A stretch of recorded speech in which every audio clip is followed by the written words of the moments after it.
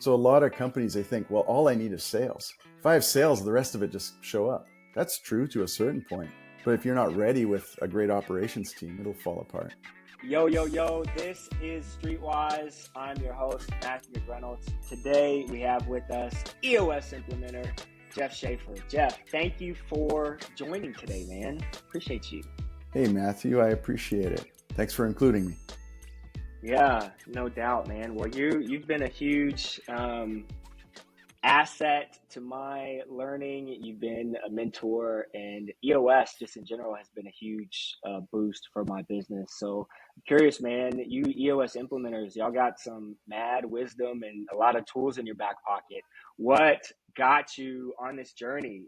How long have you been an EOS implementer, and what got you started on this path? Yeah, all of us EOS implementers, we paid the price to be here by experience. So yeah, I'll give you a little bit of a breakdown of how I got here. I'm a fourth generation entrepreneur. Got started in Vancouver, Canada. I grew a software services business around the time the internet was beginning, and I grew and expanded it to Frisco, Texas, here where we are today. I found my true home here. I do love it here in Texas. Hit a ceiling, grew it in both places, but man, I was working long, hard hours and just doing everything I could, but I was always putting my profit back into the business, and it was just sucking the life out of me. Had little kids all around me, like my kids were growing up, and I just realized I don't have time for them. And I was working hard to give myself this time, and I didn't have it. That's one thing. I just sort of lost control. So I sold my business to a group in Cleveland. They hired me back. That's the first thing they did. They brought me back in, and I looked around and I was like, what are we going to do here? Next thing they did is hire an EOS implementer. And I watched my own company triple in size over 3 years. We acquired 2 companies. We won awards. And so after 14 years of toiling, in 3 years, I watched it triple. And it was great to see it all happen. But I also realized there is something to this EOS. So I brought it into a few more companies. Notably over the pandemic, I took on a small startup and 5x'd it in a year. And it was during that time, running quarterly meetings with my leadership team, that I realized I love EOS. I just want to help these companies that are struggling. Forget my own company. I could help more people with this. So I sold everything off, and now I'm a full-time EOS implementer. Wow. What was, as you were scaling your companies and then you ended up replacing yourself, what were some of those scary things that you had to overcome in that process? Because I think a lot of, solopreneurs, entrepreneurs, they see you and like, oh, you hit the finish line, and they're, steps behind and haven't even hit those obstacles yet. So you've kind of done it and surpassed and graduated from that. What were some things that were super scary that you didn't think you were ready for when they hit? Well, it's always an ongoing process. Some of it is this lie we tell ourselves that if we work harder, we're going to get more. And really, you got to work smart. And the thing that I wasn't smart about at the beginning that I've learned is you have to be able to recognize leaders. And to be a great leader, you should really be in a position to build great leaders and not just identify great workers. And so, when I started the journey, I remember my first employee that I hired, and he was a friend. He was a family friend. He even had a British accent, and I just thought he was smart because he had that British accent. And I was like, man, this guy's going to turn it around. When he talks to people on the phone, they're just going to, oh man, I've made such a great move. But what I didn't know was that I had always been surrounding myself with other leaders. And when I hired this guy, I was expecting him to be similar. And I didn't understand at the time. This was way back. I'm going back to like 20 years ago. What I didn't understand was there are some people out there who really are not, they don't have leadership in them. They've never learned, they've never been mentored. They don't know anything about management or leadership. So I hired this guy. He was my first big hire, full time in the whole deal. And there's no leadership in this guy, and no management. He doesn't want to be a leader, doesn't want to be a manager. He just wants instructions. And that just turned into a nightmare for me.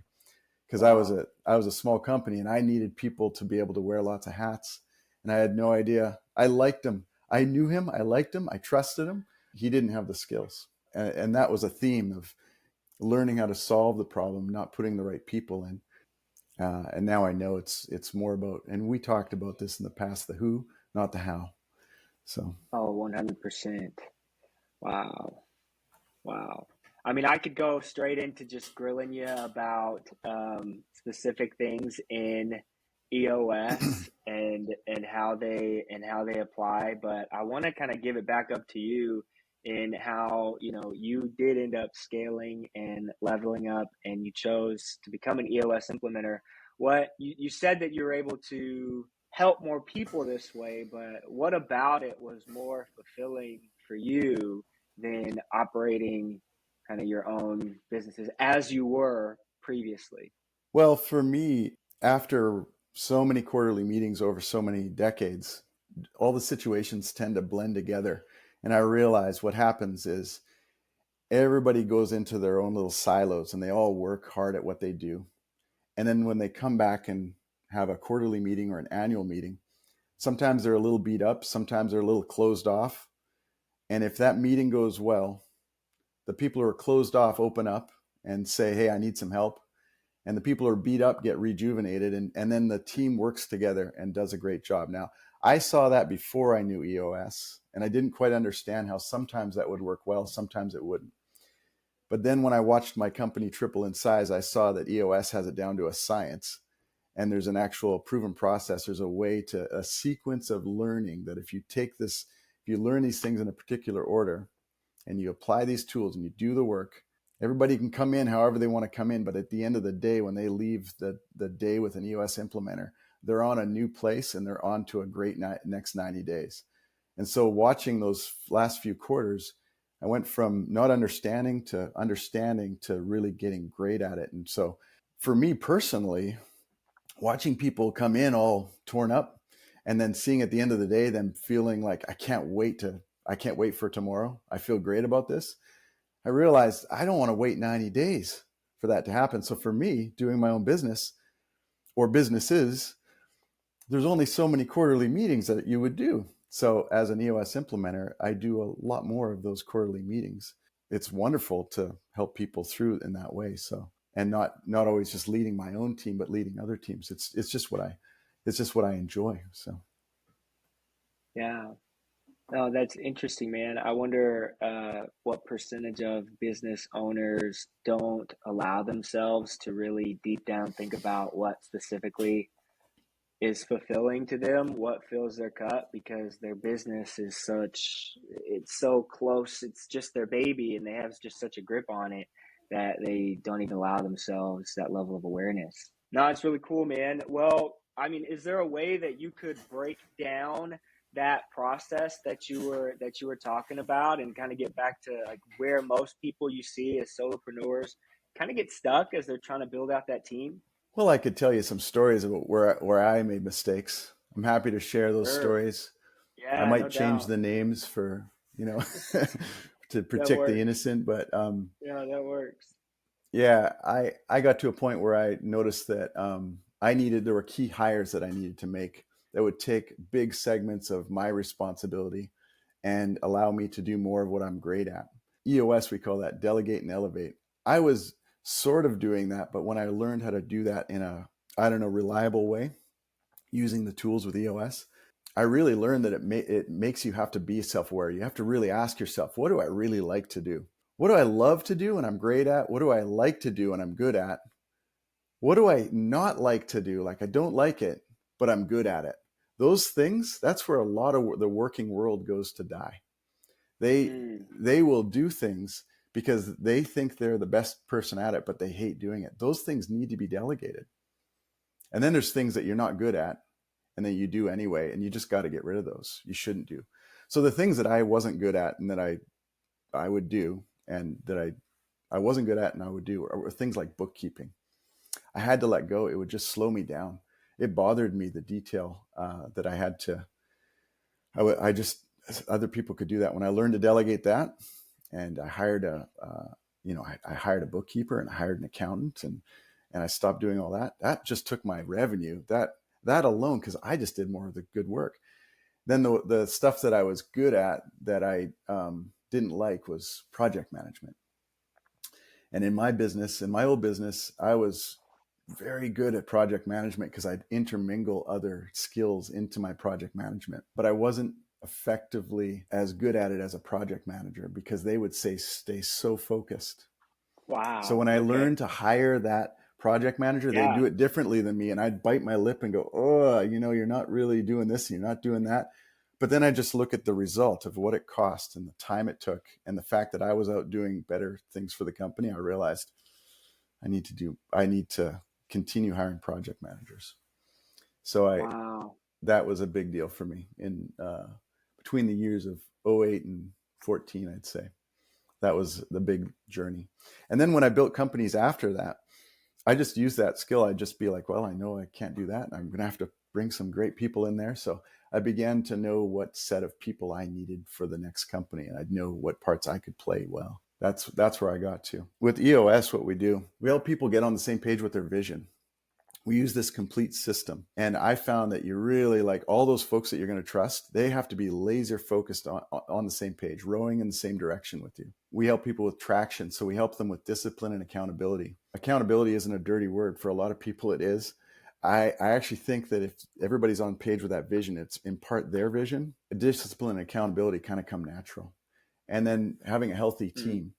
So these three things are really, it's what we do as EOS implementers. We bring vision, we bring traction, and we make sure that we've got a functional, cohesive, healthy team that want to work together.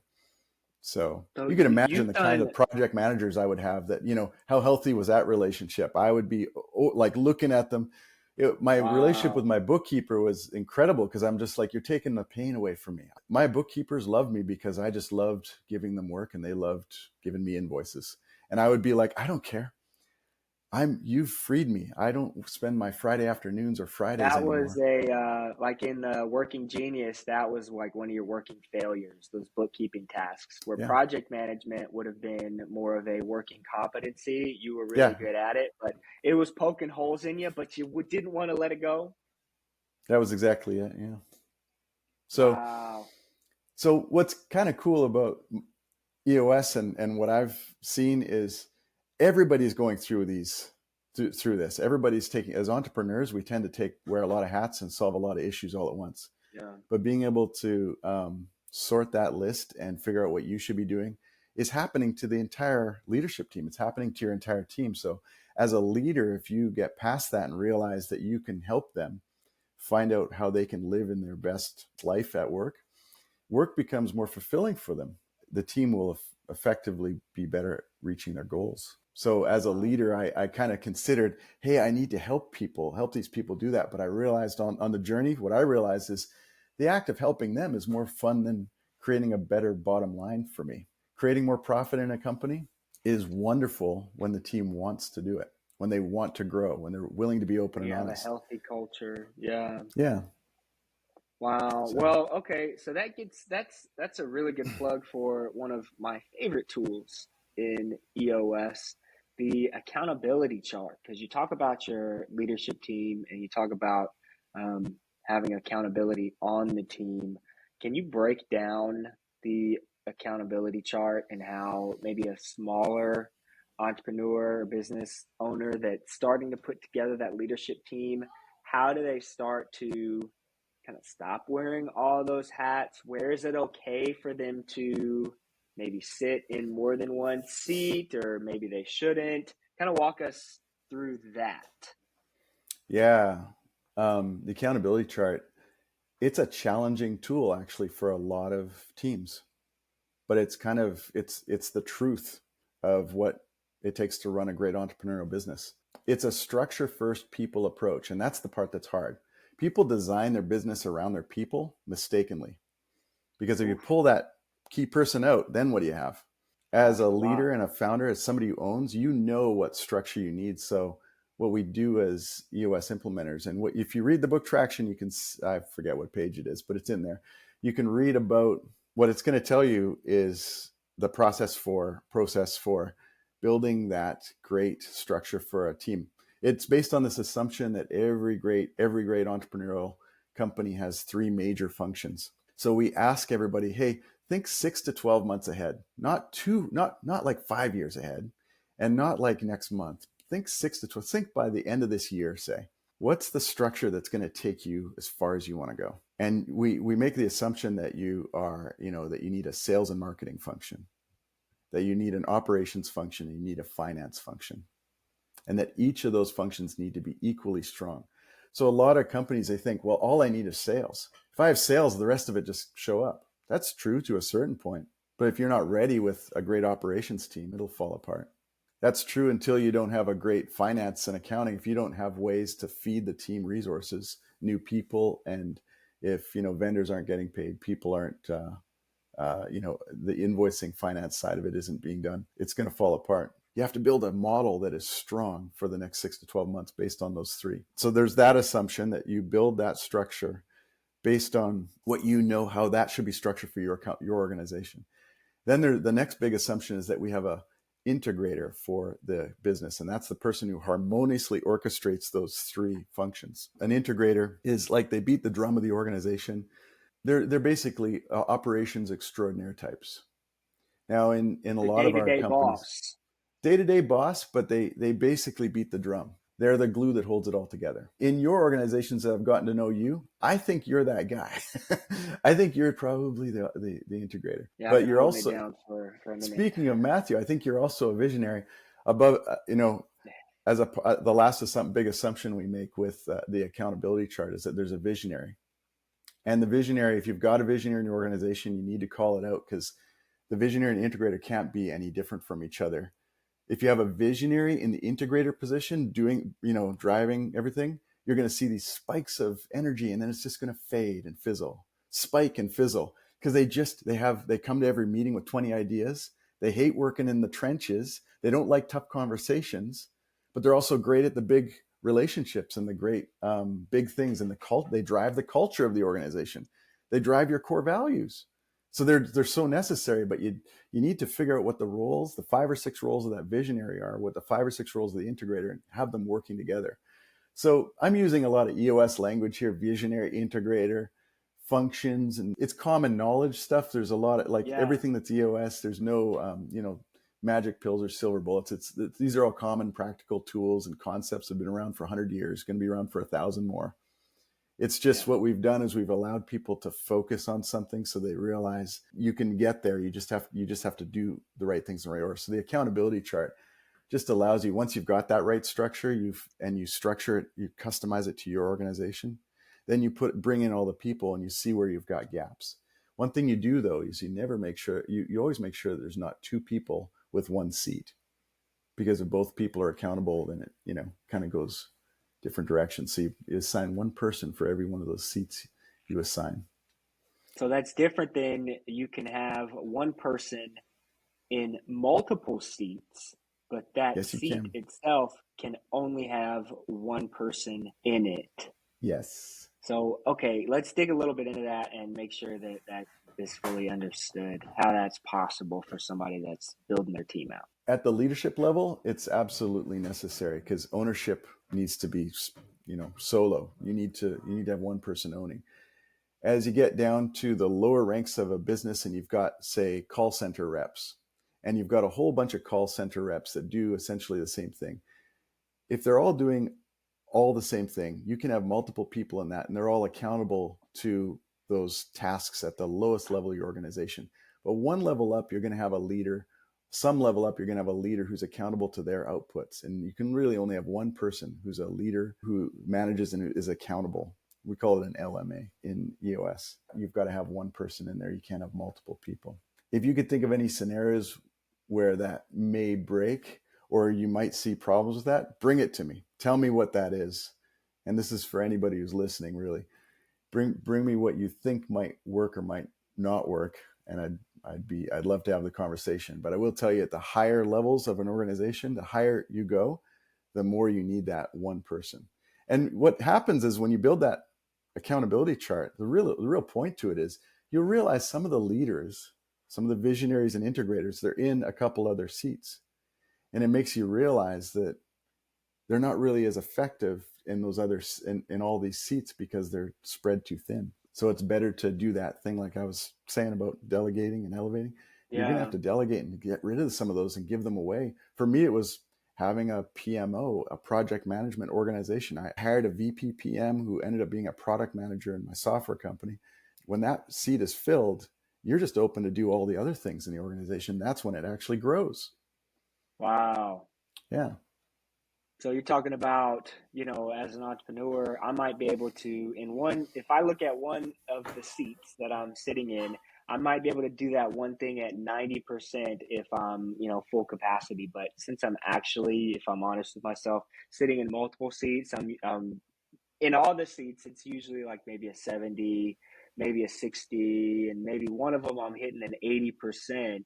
But if I can just hire somebody that's exclusively in that one category, then that frees Oh, me up to do so much more. let me correct you, Matthew. There's only Come on. 100% availability of your time and your energy. It only goes to Oh, 100%. So when you're in three seats, that's 33, 33, 33. Oh, but it's more wow. like 5 or 10, 50. And that's what it is. And that's why when you Yikes. actually delegate those things out, the share of your capacity is so much, you get so much more benefit. Say you put yourself in the sales role, right? You're leading the Yeah. company and you're in the sales role. Well, you're leading the company. That takes energy. That takes a lot of energy. But you're also leading sales. So if you hired somebody who led sales and that was their sole dedication and they were only 60% as effective as you, but you're in, say, 4 other seats, you being 100% effective, well, if only a quarter of your time is being spent over here and this guy's only 60% as good as you, he's still easily twice as good as you because he's putting all of his energy into it. And really, you're diluted in 3 other seats. Wow. You find it's common for most entrepreneurs to put off the actual leadership responsibilities because they see the other seats that they're in as more important in the sense of more urgent. Maybe they're putting out fires, maybe the things that are just like coming up, or they feel like they need more sales for that example. So they're putting the actual ownership and leadership in the back burner. Oh, yeah. I do it myself sometimes. It's easier to analyze something and sort of find some truth in data than it is to actually Mm. do the hard work of making a tough decision to hire or fire a vendor, say. Why? Because it takes some emotional weight to actually grow or do something that's hard to do. So you just go back to what you know.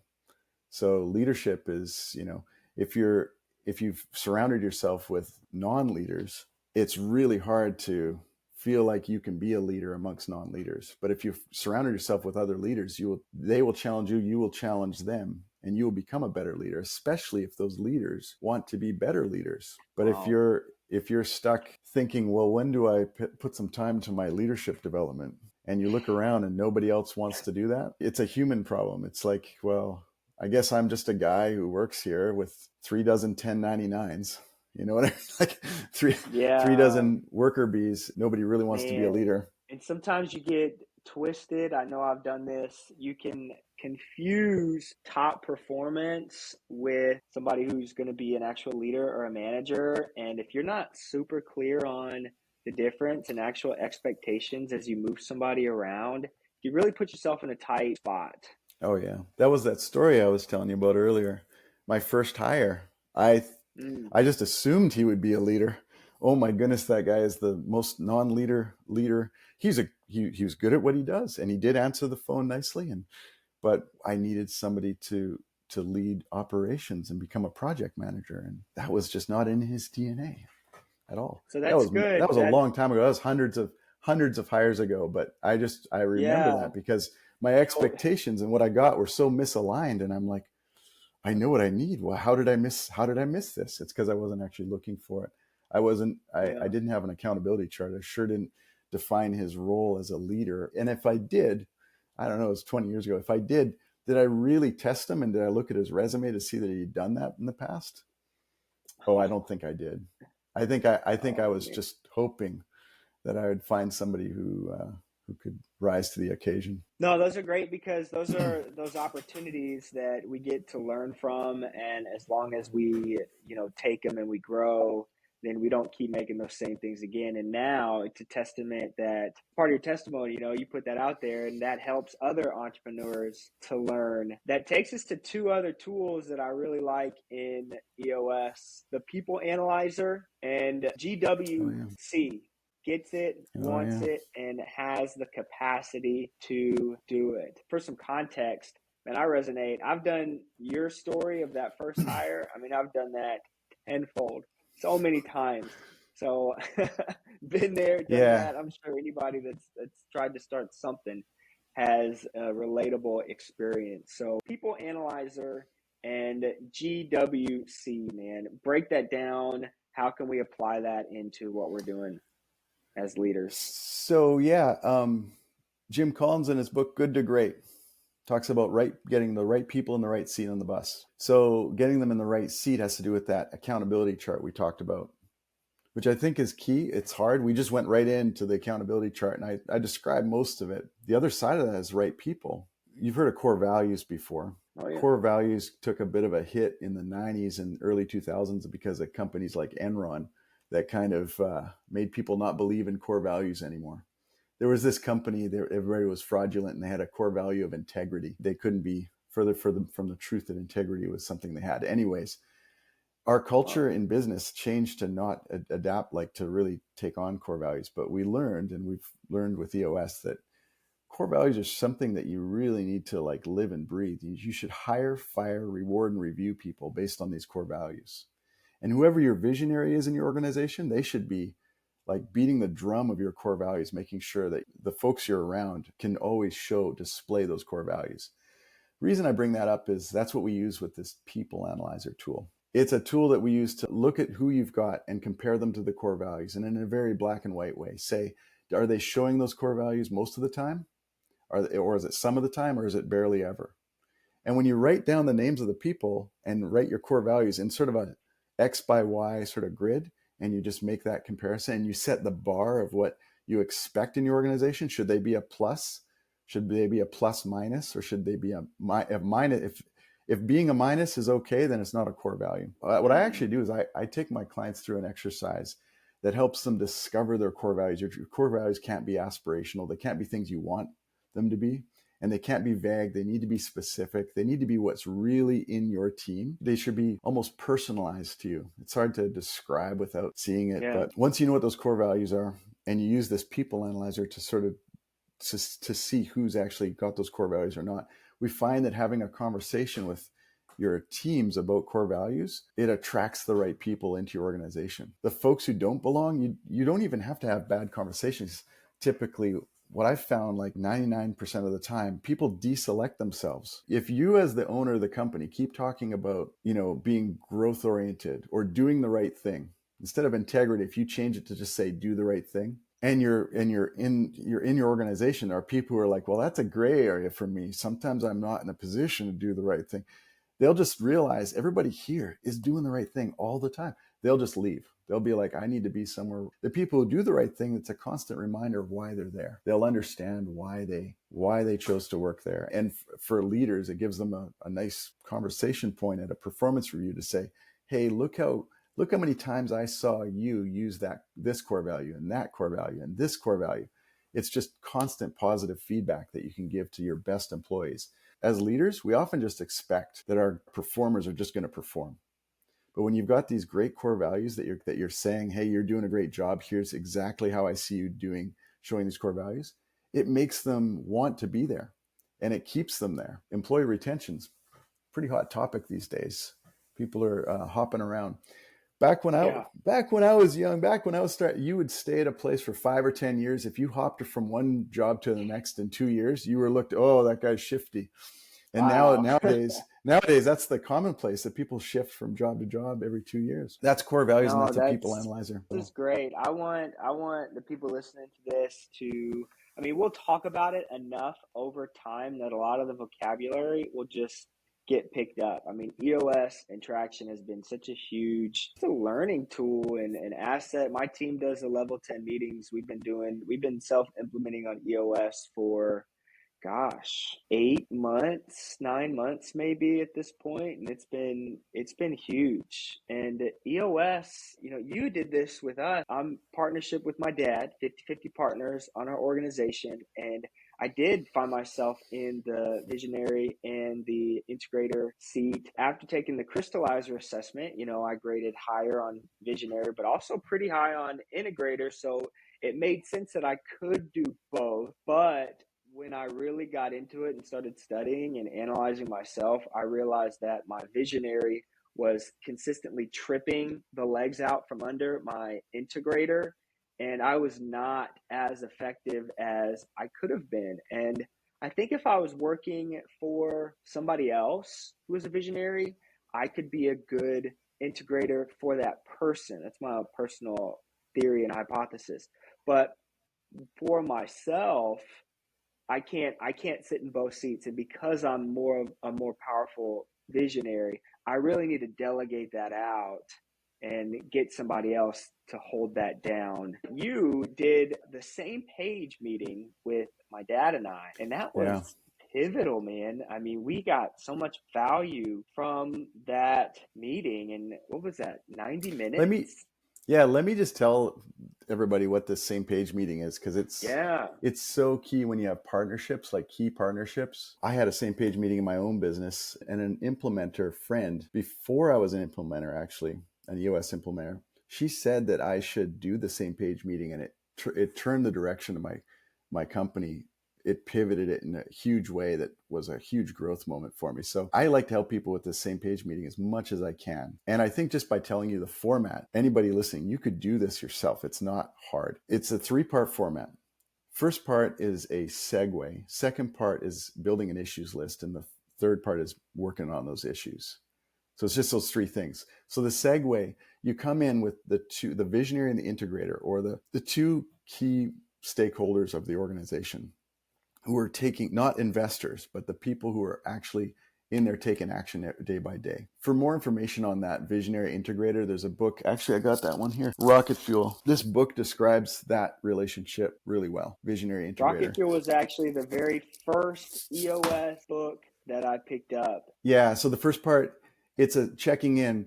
Hey, since we last sort of was just the 2 of us, the two folks in the, the visionary and the integrator, let's check in on personal and professional wins. And it's more of a state of mind. Like, where am I personally, and where do I feel? What's my state of mind with the business? So we really get all the outside noise, and we leave working in the business and we start working on it by having this very personalized segue in our same page meeting format. So the segue, it takes 5 minutes or so, can take longer if there's lots to unpack, but you really say, hey, what's your state of mind? What's my state of mind? And then you just say, hey, what are the issues that only we can solve, that we should solve today? Let's list them. So you go on a whiteboard, you list out all those issues. And really, this allows the leadership team to do their best work when the visionary integrators sort of get their take and get their feel for those bigger issues. So they work through those, they list them down, and then they solve those issues using a method of issue solving that we use in EOS called IDS. What happens is we basically put leaders in a room, and we realized when you put leaders together, they rarely do they get to the root of what an issue is. They often just discuss, and just beat each other up with discussion. And rarely do they even solve. So it just ends up being exhausting for them, and then they never want to talk about it again. And they don't like meetings. That's the key. From the outsider looking in, they're like, oh, we don't want another meeting. We don't like meetings.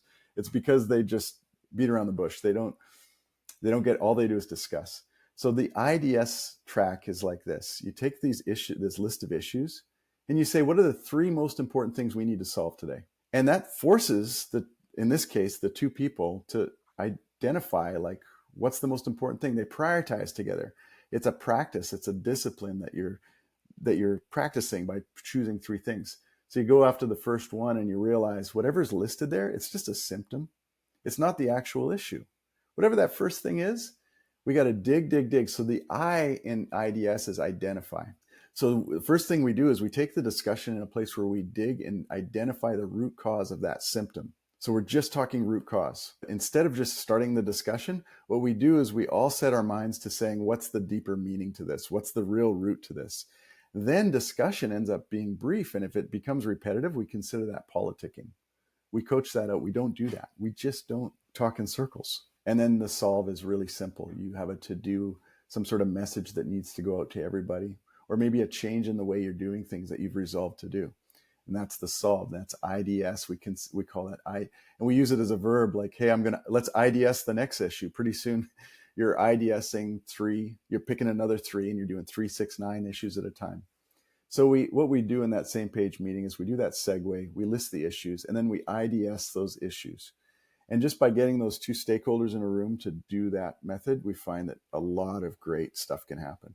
For me, when I had a same page meeting a few years back, it turned into us realizing that we were a little off what we wanted as far as our vision. Even some of our values were in question. And it changed the way we were looking at the business. And I ended up selling off my side of the business and getting out. And I found myself in a place where I'm like, take on a business or become an implementer. And I was like, oh, I'm becoming an implementer. So I actually had a same page meeting was actually a crucial point to me moving into the career path I'm in now, which honestly, this is a long time. Like I spent over 20 years running software companies. It was a big change when it happened about a couple of years ago. Was that like a light bulb? What did that feel like when you're like, oh man, I got to get out of here? Well, it was like a problem I couldn't solve. I realized I just wanted the quarterly meetings to happen because that's when things really happened, you know? And I knew all the other EOS tools as good as my implementer had taught me years ago. And all those experiences were helping me. And I was seeing success, but I wasn't entirely happy. I mean, I could manage my time and the money was great. And the time I could manage my time, but I didn't get to do what I really wanted to do. I didn't get to teach as much as I want to teach. I didn't get to coach and I didn't get to facilitate. I got to run an organization, and that's what EOS implementers do. We teach, we facilitate, we coach. We're not consultants. We don't go deeper in to solve all the deep processes and figure out all the little minutia. We help facilitate your solve doing that.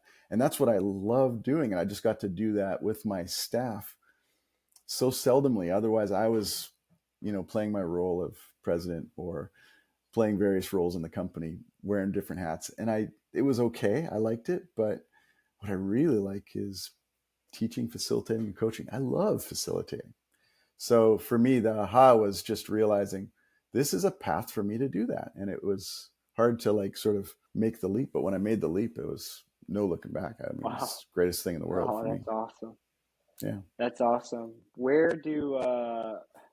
So for me, my team, we've been self-implementing. What's the difference between somebody self-implementing and having an actual implementer doing it with you? And this is asking for a friend. Well, I did both, right? Like I self-implemented and I had an implementer, and now I am an implementer. What was that I've been in level all up? three, Yeah, what was that and level all I'm going to say is, doctor, heal thyself. Mm. Are you a dentist who takes care of your own teeth? You might be better than somebody else trying to solve their own, fix their own teeth because you are a dentist. But the difference is sometimes it's hard to drive the bus and ride on the bus at the same time. So having an implementer, the difference is you're just going to get there further, faster.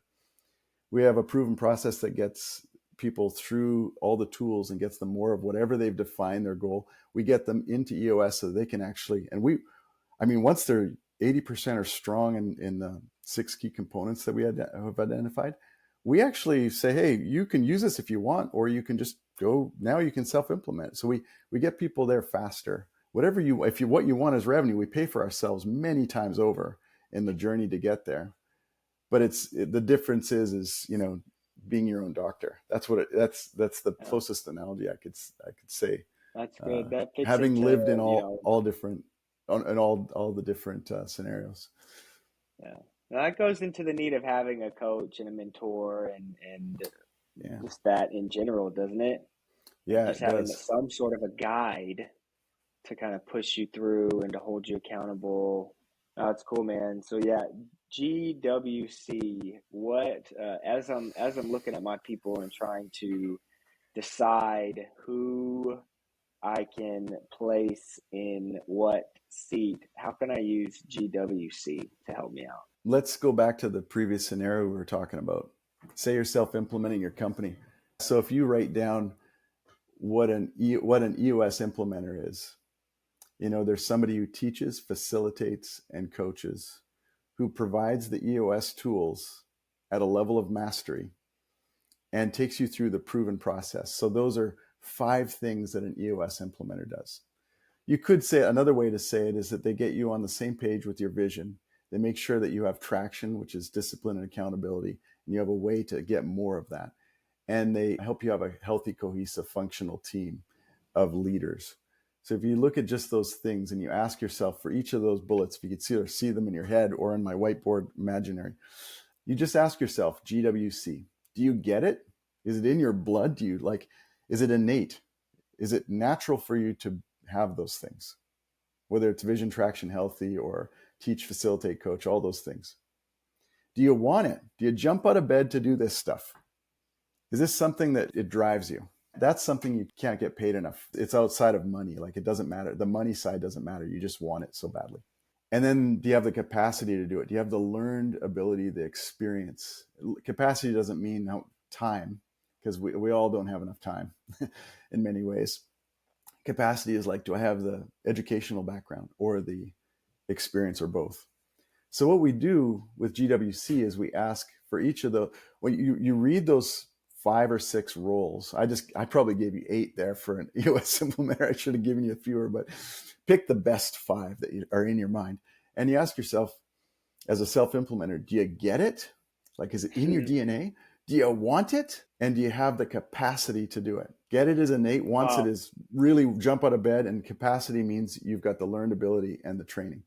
So when you build that accountability chart and you define those 5 or 6 roles for all the seats that you've got, you're looking, and you ask your leader and you write down those 5 or 6 and you say them out loud to them. And you ask them, do you get it? You're looking for a yes or a no. Do you want it? Yes or no. Do you have capacity? You're asking for yes or no. You're looking for 3 yeses. If there's a hesitation, a no, a maybe, not a fit, find something else.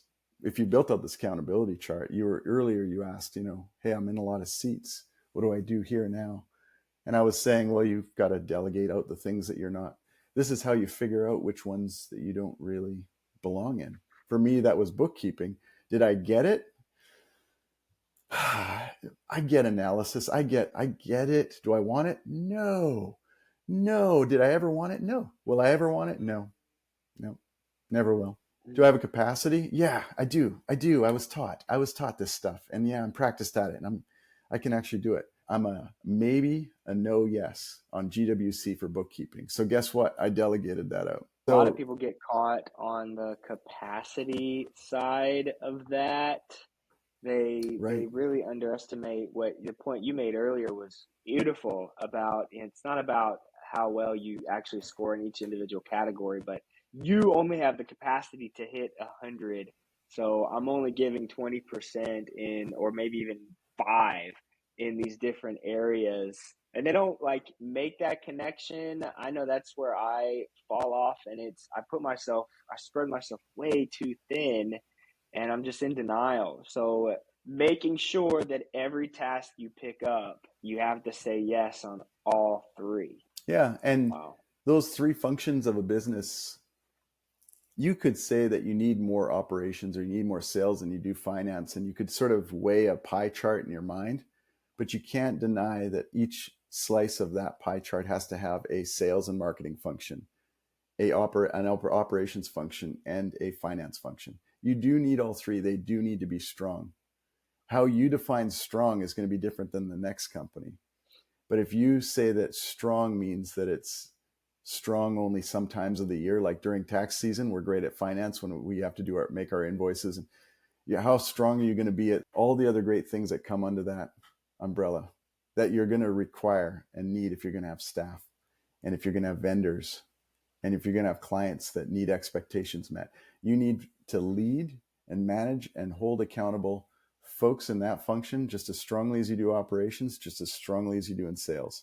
So you, Matthew, if you're the visionary, you've got an integrator, and you're in a couple of those seats, really just getting an LMA in those seats is going to reach the threshold of what needs to be done. You just need somebody who's going to own in those major functions. When you add nuance to how you're selling or how you're operating, it may bring innovation to the company, but if it's at the cost of none of the invoices get out, or staff doesn't get paid on time because you're also in the finance seat, it could be a problem.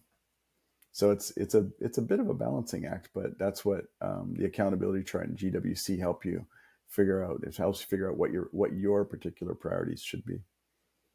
Man, as a visionary, I find myself in situations where when things are healthy and running smooth, it's almost, and it might be counterintuitive to say it like this, but man, it's almost like a sense of loss and a sense of, I don't know where I'm at when I've delegated all these other things, and my identity might have actually been in the thing that I was doing. And so I don't know how, maybe I know how to be the proper visionary, but there's almost a disconnect there with what I am supposed to be doing, with guilt for not really doing any of the quote unquote work. Do you feel other people or other visionaries, that can't just be me? Have you come across people like that? And how do you coach people through kind of re-identifying who they are once they've started to step out of their business? That's an interesting question. I kind of dig a little deeper into the details as to why. Why? I just ask them, why do you feel guilty? Why do you feel guilty that you shouldn't let that go? And everybody will give me a different answer. There's certain patterns that I've seen over the years. I find that by facilitating and just asking the questions, getting clarity on somebody's why helps them understand what that is. So how you were saying, hey, that capacity thing can be a problem. The question I'd have for you is, do you 100% trust that you've defined that function with what they're accountable for as good as you possibly can? If you've done that extremely well, or you've asked somebody to look at it and you've got your leadership team saying, yeah, this is all we need from them. If they're 80% strong or better at this, I could walk away and I know this company is going to work. If you've really got that there, you can trust the GWC. But if you've got a bunch of fluff in there, and that fluff and hey, I got to add my nuance to it, they're kind of the same thing. That's the part where you're not getting real about what's really required in that role. So what you're just saying kind of describes that, but I'm not sure, because I always ask more detail to find out, but a pattern I often see is getting real about what you really need and what you really don't need. Knowing what that structure is the battle. And it's like emotionally heavy work sometimes, because you got to let go of certain things. Yeah, but it's the work. It doesn't take a lot of time. It doesn't take a lot of money. It just takes the energy to say, you gotta let it go. Hey, it's like the reason I didn't want to let go of the bookkeeping many years ago, was I didn't want a line item in the invoice to say something that seemed like they didn't get value. And I didn't want the format of the invoice to be confusing, because anytime I gave a service, I wanted them to feel like the entire experience was as good as it can be. So I didn't want to let go of that for that reason. But when I got real about it, I realized all I really need to do is send a bookkeeper what I want it to say and make sure the format of the invoice is good. What else do I need to be worried about? Everything else are just details. So when I got real about what that was, I gave myself a huge time saver. That's just an example of getting real so that something gets done and you don't have to do it all. But that was hard for me at the time, early 2000s. That was very, very hard for me to let go, because I wanted their entire experience to be perfect. So I did let go. And that was a big multiplier for me before I found new challenges. But No, that's cool, man. In my experience, when I've been able to let go and delegate tasks out on the other side of it, it's just such a beautiful thing. For me personally, it was probably more in the office work of answering the phones. That was a little bit easier to like delegate that and get that off my plate, but actually getting down and doing the work, I've always been like just go and knock it out. I'm the hardest working one when we're on the job site. That's my mentality. And almost feeling like, oh man, like my team's going to look at me differently because I'm not in the trenches with them anymore. And then, but that was my entire style of leadership, was leading, like getting out there and just pushing and pushing and pushing. And as I grew, I had to change how I led. And EOS was actually came around that time. I had my daughter and I had to step out and I couldn't lead the way anymore. And if I didn't have, you know what, if I'm being real, I didn't have those systems yet. And so things in the business dropped. The momentum that we were building that year just tanked, and it was hard to catch it back up because I wasn't prepared when I had to step. I didn't even choose. I had to. Having a baby, I think 4 or 6 weeks, I was out of the business, not really working in the same capacity or at all. Yeah, it so Anyway, helps to have a system in place or yeah. systems in place. And that can be a blessing and a curse. I was the guy who built systems for folks. That was part of what I did. So I thought I could build systems for my business. And to some extent, I was accurate. I could, and I did. But if you build your own systems, they have to believe in you as much as they believe in that system, I found. And that's why EOS worked in my organization years later, is because when the other teammates are watching you do a system that you're all working on and it's not your system that you built, then they tend to follow it because they realize you're in the trenches with them. And if you Mm. take that one step further, that's part of the reason that having a mentor or having a coach is good, because you can be amongst your peers, the other leaders, and say, hey, are we all going to do what they're telling us? And when you all agree, you have so much more momentum than always just telling them, follow me. Come on, guys, we're going through. We're like, because they have to believe in you as much, and they see the human side to you, and they see that sometimes you fail, sometimes you succeed. Having a coach allows people to accept each other's failures and successes, and helps them see each other's growth.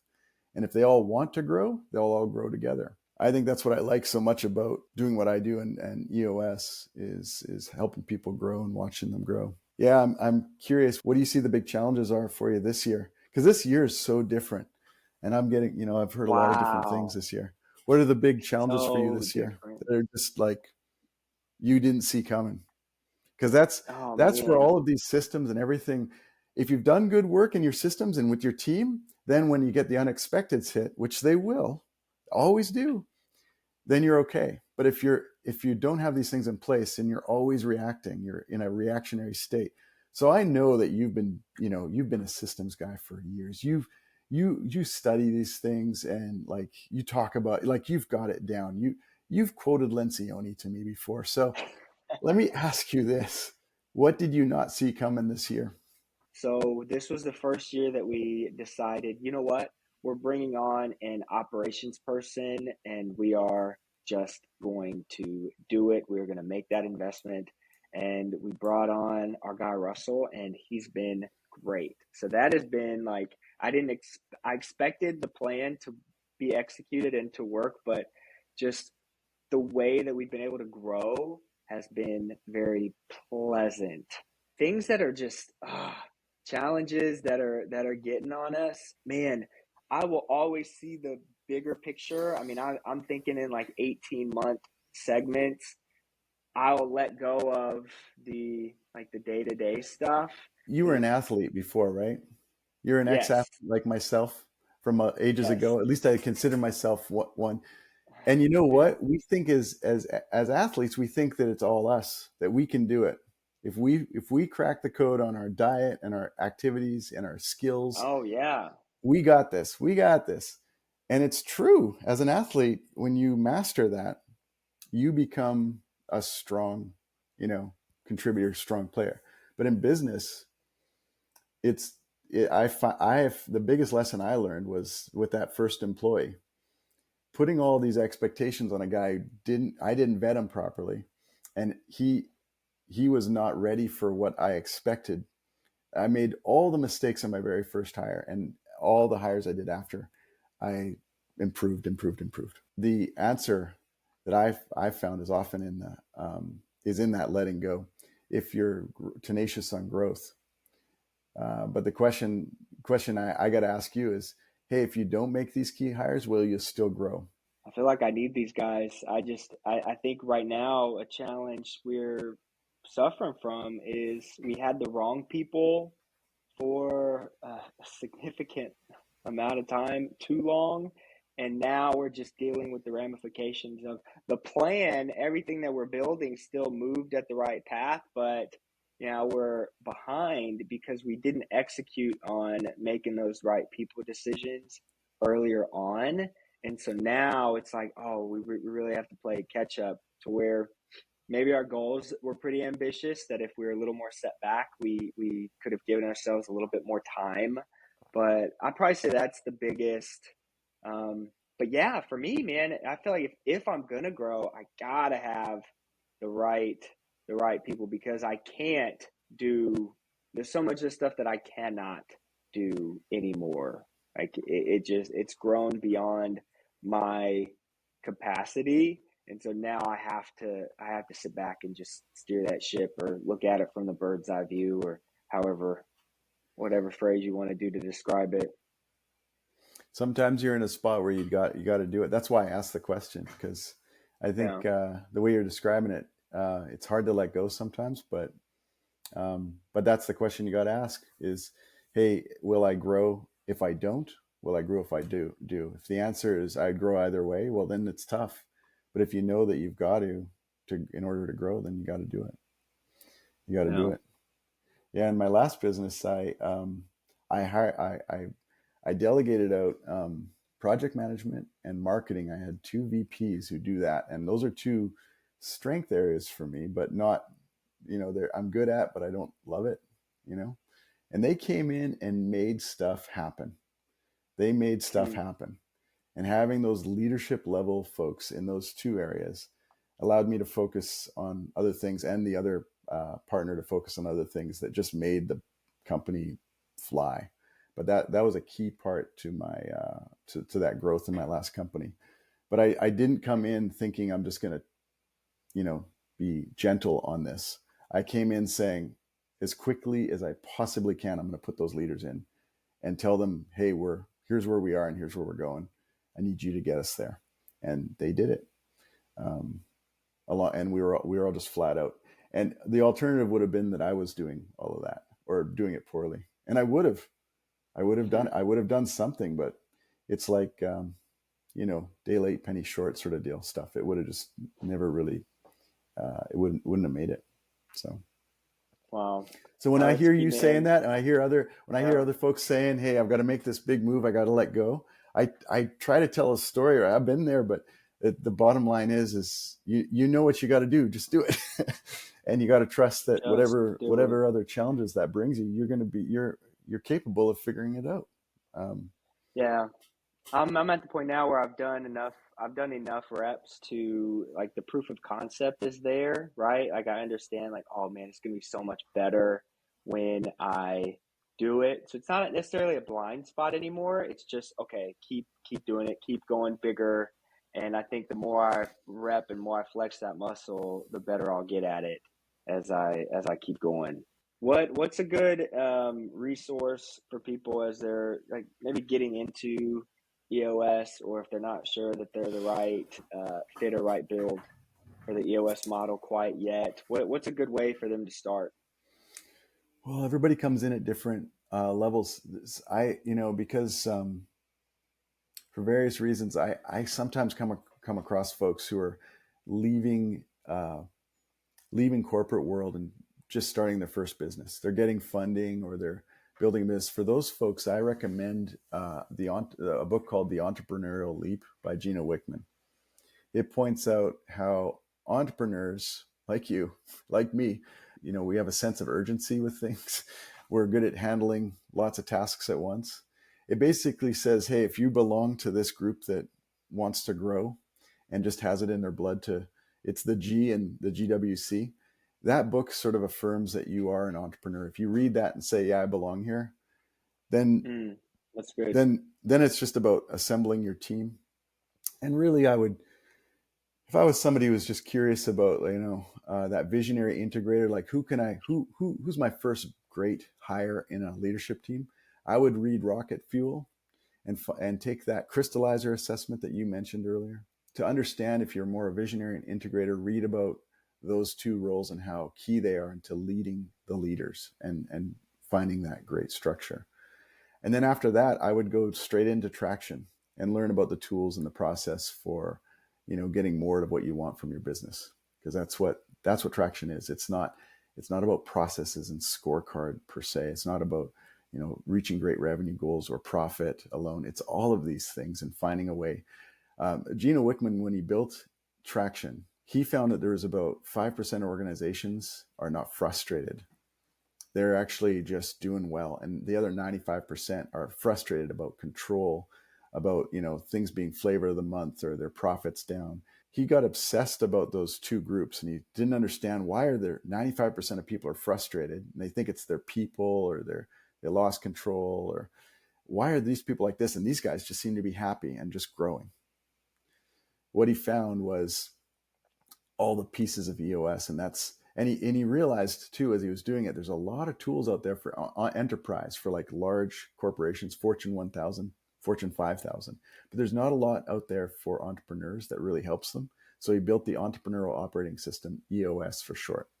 And that's described in this book, Traction. If you know an EOS implementer, they'd be able to guide you and sort of tell you, hey, whether you're fit for EOS or not, or help you along the way. We're a very open community, open to helping. It's one of our core values is help first. We'll meet you where you are. And that's why I say the journey. If you're thinking about being an entrepreneurial leap. If you've begun to get your leadership team together, Rocket Fuel is wonderful. And if you're questioning your leadership team, Rocket Fuel. It's kind of the first thing in the journey that you got to understand it's like the journey you went on. You're like, you know what? I think I'm an integrator. And then you said, I need to think about myself as a visionary, because you are in many ways, stronger as a visionary in your team. So you've discovered that through your Rocket Fuel journey. I think we're in over 120,000 organizations worldwide. And I believe there's over 650 EOS implementers in the world. Gino, myself, and another 650. Any of us, if you find us, you can ask us, for a movie version of the book Traction. So you don't have to read that book. You can just find somebody like me, and we'd be happy to go in to a leadership team and just ask. We teach you the tools. We ask you a few tough questions to get the team coming together. So it's a workshop. And at the very end, just in the last 5 minutes, we tell you about the process and the cost if you want to keep going. But it's a free workshop that all EOS implementers will provide any entrepreneurial team. So I do these for folks who aren't quite ready for EOS, folks who are, and sometimes for large, billion-dollar enterprises who want EOS, but they've kind of gotten too big. Our sweet spot is usually between 10 and 250 employees. And I've seen up to 1,200 work, but if it's, 2,000 plus employees, there's certain things you can do, but it's just not as effective. But if you're in that sweet spot and everybody's growth oriented and they're willing to be open and honest as a leadership team and they want to grow as leaders, man, this stuff is lightning in a bottle. It'll take you there. I watched it happen with my own company. And so you can always approach an implementer and ask about that 90-minute meeting. They'd be happy to do it. And you can, in the community, you'll see different implementers doing talks where they'll just describe the tools. They won't ask any of the tough questions to you. That's more of a personalized experience for a leadership team. But if you find a talk, you can find out more. But if you ask an implementer to come in, and they'll ask those questions and help you along. Yeah, I'm excited for the day that we can officially bring you on, man. You are my implementer. Once we can get that going. I've read just about every book in the EOS library.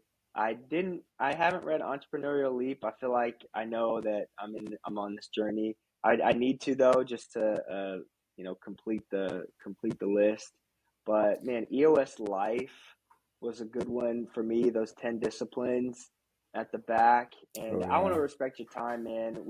You've done a great job of just adding so much value to this audience. I appreciate you so much for coming on. And man, I'd love to have you back in Sula, Step Up Leadership Accelerator. I mean, I want to talk Oh to you yeah. about that. I want to talk about how people can build out just all the ways to step by step build out that initial leadership team. And I think it's huge, man, what you're doing. And thank you. Anything else that you wanted to maybe hit on or close us out with? The thing I challenge entrepreneurs with all the time is asking the question, are you 100% on the same page with your team of your vision? If you don't have that, it's an exercise that could be just a lifestyle business. What you're paying homage to with your time is not going to be as effective as if everybody around you is 100% on that same page with where you're going and how you're going to get there. Ask yourself what that means to you and go for it. I like to leave people with that, because sometimes I've come into companies and they're like, we don't even have a vision. We just execute every day. We're on the hamster wheel, just going around in circles. And I'm like, do you want to be there? They're like, no, we don't. No, we've been on here for years. We don't. So some people are just stuck. Some people disagree about the vision, and some people just need a better vision to re-inspire their need to be an entrepreneur. I'm like Gino was obsessed with understanding it, and he built the EOS. I'm obsessed with helping people get off that hamster wheel or find that vision or execute that vision. So I ask everybody, and I ask you, Matthew, is everybody 100% aligned with that vision? Because you're going to execute that vision if everybody's 100% aligned. It's key. Yeah, no, that's convicting, man, and that's a great place to start. But like I said, man, thank you so much for joining. Excited to get you on again and get this one out. And I say to you, listener, appreciate you. And as always, stay streetwise. Appreciate you. I get it. Do I want it? No. No. Did I ever want it? No. Will I ever want it? No. No. Never will. I might have shown my Canadianism when I said about. I'm going to say that all the way. About. Yeah, we got about, it. about process. Anyways,